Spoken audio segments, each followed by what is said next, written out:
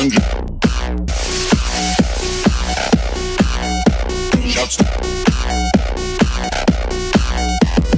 what's going on, guys? Steel Vico here, and welcome back to another video. And happy Thanksgiving, everyone. Unfortunately, I don't really have a Thanksgiving special for you guys. Like, I don't have. I didn't really make anything Thanksgiving worthy, or like I don't really have a review for you guys. But I figured, I'd just take this as a chance to do a video for you guys. I just figured I'd upload today. I apologize if there's nothing really Thanksgiving worthy, but I just wanted to do an upload for you guys. I guess that's what I'm doing. But what I'm thankful for, I might as well just get that out of the way. Thankful for every single one of you guys, you subscribers, even if you're just watching this video right now. Really appreciate it. And, especially the ones of you that have commented and given me support and all that stuff. I read all your comments and I appreciate every single one of them.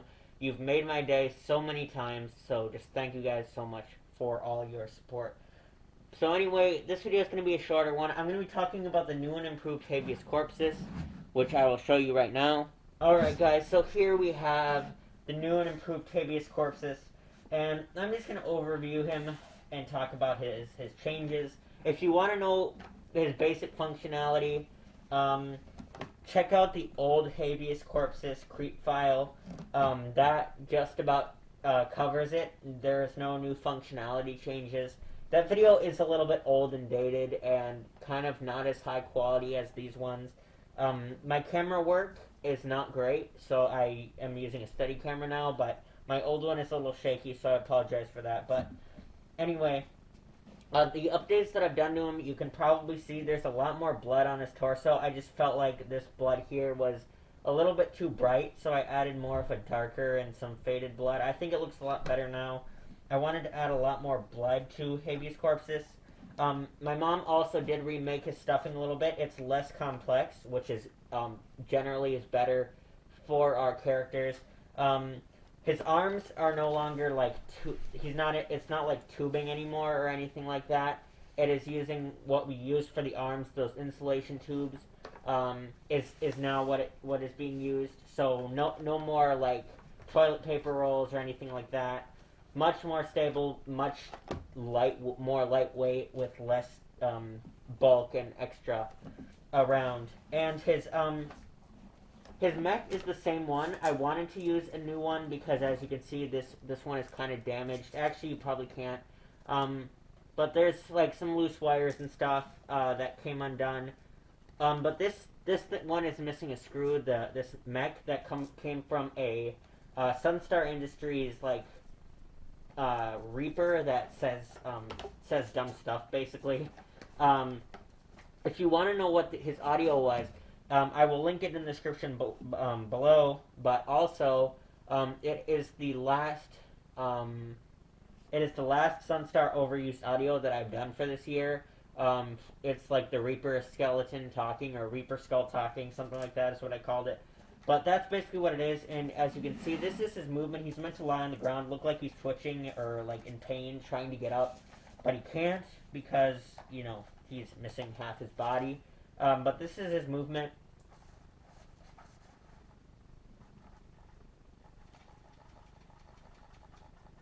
Now, his movement varies based on the phrases.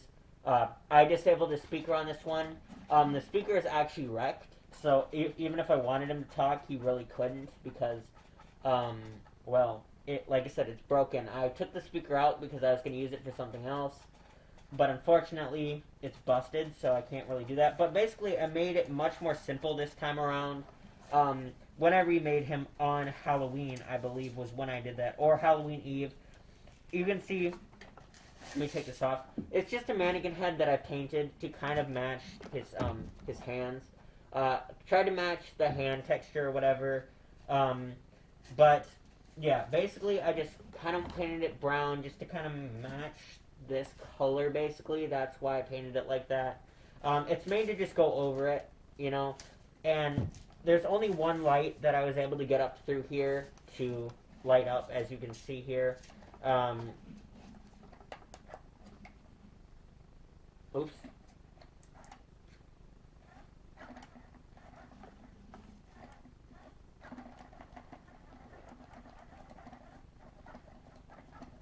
yeah, you can see that I had to tape it around here. It wouldn't fit through the back of the head. Or ideally, I wanted to drill a hole through the back and stick it through this way. But this way works just fine. I prefer to do it the other way. I just think it's neater and more streamlined, I guess, because this is kind of there and it's kind of a little bit risky because it could get disconnected. But if he loses his light up eye, that's not a big deal. But now you can see it's just a mannequin head that I have glued. I've just used hot glue and I've attached it to the moving part, which is a lot simpler than how it was before. I don't even know if I can accurately describe how we did it before. It was attached to like the what was left of the skull and then attached to a mask.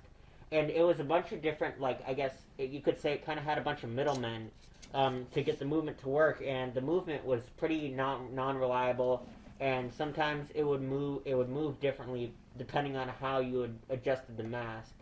And at the time I thought it was a benefit, but then I realized it kind of was a problem, so I ended up remaking it. Now it's just a foam head, and I think this is more lightweight than it was before, and it moves back and forth. You know, it'll move like that as he talks.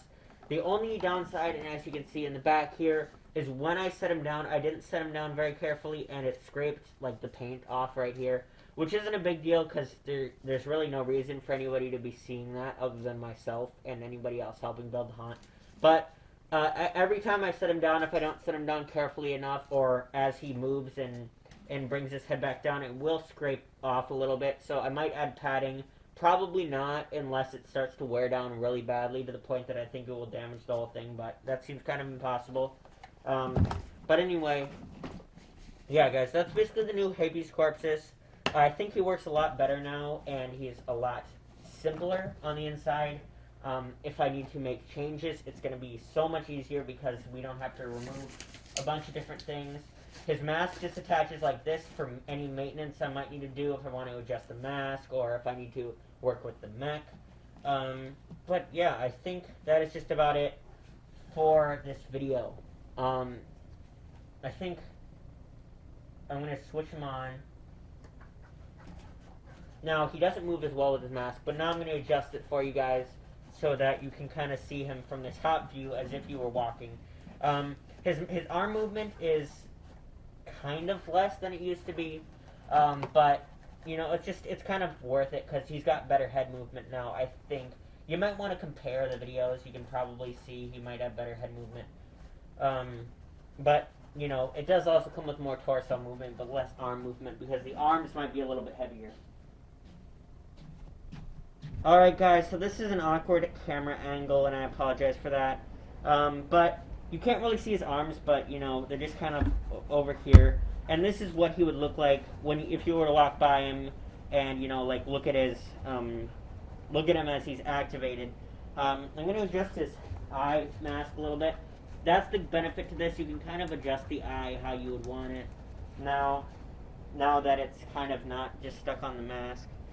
And he does take work to activate still. There's nothing changed there. But you can see him as he tweaks. If I were to add audio, it'd probably be kind of like moaning or pain sounds or something like that. But I probably won't, because there's a lot of sounds that I want to go on in the haunt for 2021. So those probably won't. So, you know, it'd be kind of way too many noises. But I'm going to give you one last view of his head, and then I'll end this video. Alright, guys. Last view right here. This is kind of an awkward angle, and I apologize for the background noise you hear there. But this is his head. You can see his blinking eye. He just looks like he's tweaking and all that stuff. And it varies. I think he's like got 3 or 4 phrases. So each one of them, he does move differently, which is one thing I do appreciate about the original Sunstar product. But I like to repurpose the Sunstar ones because they generally aren't super scary, or they say something dumb, or, you know, maybe they're just too small. For example, what became of Disposed Corpse. But anyway, this is the video. This was the video for the Habeas Corpus, new and improved Habeas Corpus. Thank you guys so much for watching this video. If you haven't already, please consider subscribing if you like what I'm doing here with these videos. And I might even do more repurposing videos. I might even, if I get another Sunstar prop that I honestly am not a big fan of, I might consider completely repurposing them, and then I could do that in video form. You guys might enjoy that. Let me know what you guys think. Leave any video suggestions down below. Which Sunstar overused audios do you want to hear?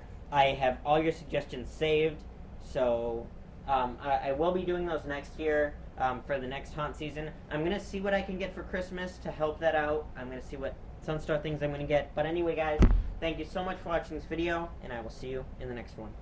Bye.